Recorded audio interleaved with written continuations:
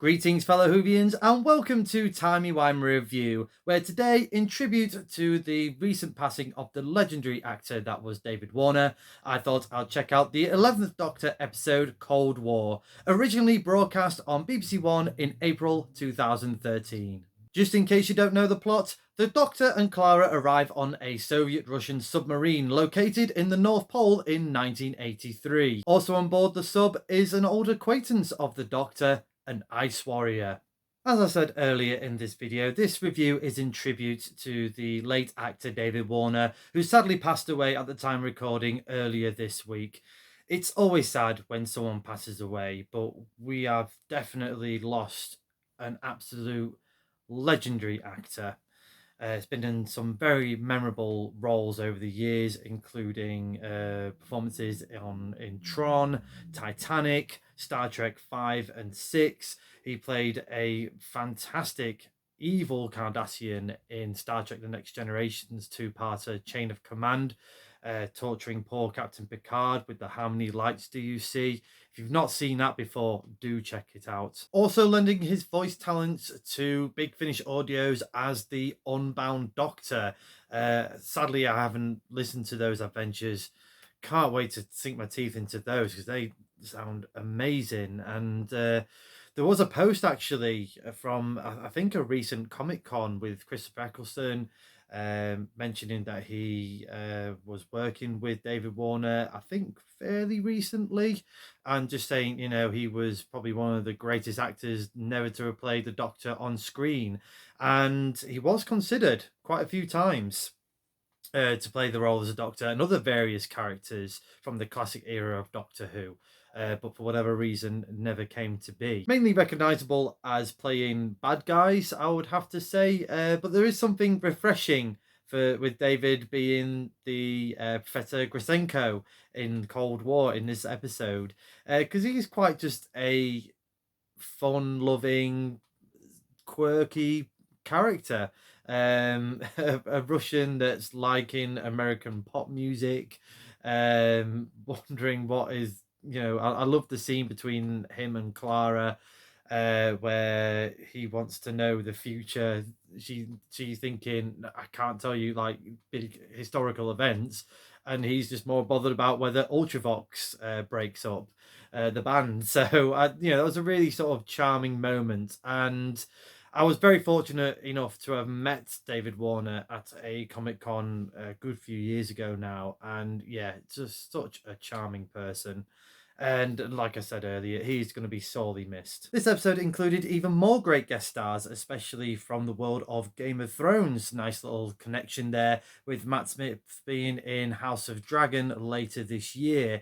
So we had Liam Cunningham as Captain Zherkov, who obviously has been in Game of Thrones, and also Tobias Menzies as his second in command. Again, another Game of Thrones character, but also more notable or more memorable, I would say, as being Prince Philip in the later series of The Crown, and has absolutely nailed it as Prince Philip.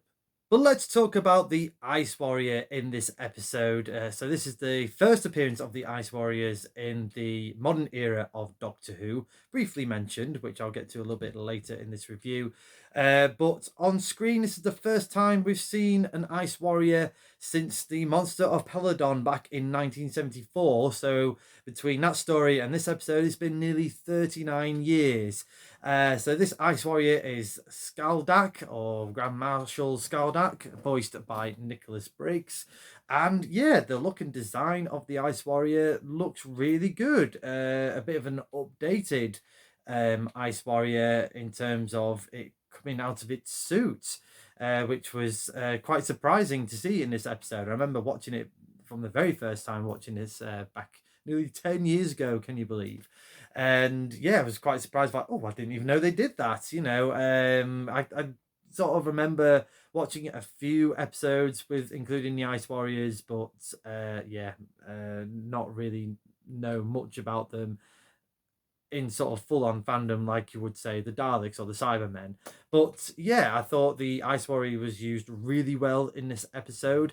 I do like the sort of hiding in the shadows when it comes out of its suit, and the Doctor sort of ramping up the fear of the Ice Warrior. He's even more dangerous out of its biomechanical suit.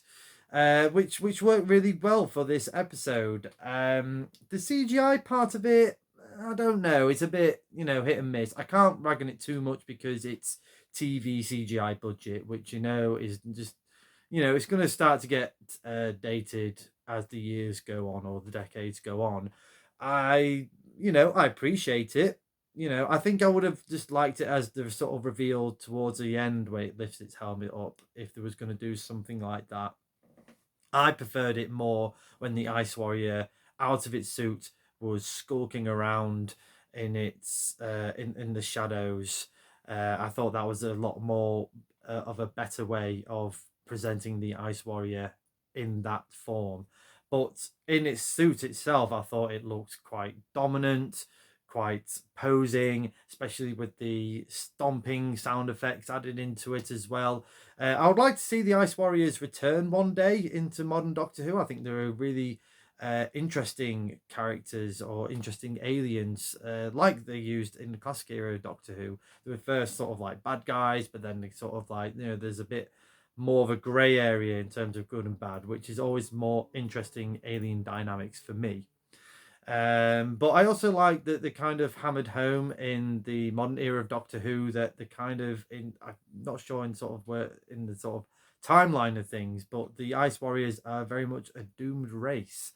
Especially in the Waters of Mars, there was sort of like, once the dominant force on Mars, on that planet, but in Waters of Mars, not as much. So yeah, it would be interesting to revisit the Ice Warriors in a future point in Doctor Who, just to see how their sort of lineage and their legacy sort of comes to a demise. In terms of the story itself, well, it's just a pretty solid standard story, really. It was written by Mark Gatiss, and yeah, it just runs quite smoothly. There's nothing really overly to talk about, but that doesn't necessarily mean it's a bad thing. It's just basically set during the Cold War, where really the last time I would say something like that was mentioned was probably Warriors of the Deep, where they kept that as a more of a topical sort of setting based in the Cold War, where here it's more of a historical event.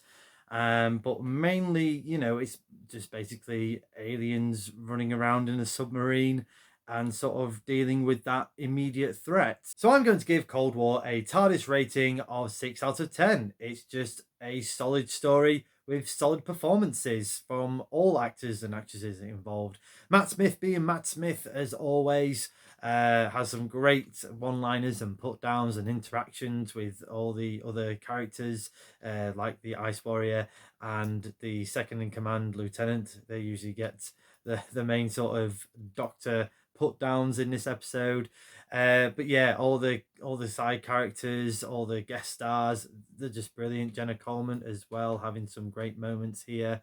And yeah, it's not a story that's, like I say, it's not going to be in like anyone's top 10 lists, but it's entertaining. It doesn't have to do all the bells and whistles to keep you engaged. It's just a light-hearted, entertaining episode for 45 minutes, and that's sometimes what you just need in Doctor Who. Let me know in the comments below your thoughts to Cold War. Where would you rank this episode throughout the 11th Doctor era? And also, let's talk about David Warner, shall we? What has been your favourite performance by David Warner in either Doctor Who or another show or movie that he has been in? Next time on Timey Wimey Review, it will be my review of the 4th Doctor story, Underworld. I do apologise, I keep having to delay that review, but it is coming, I promise you.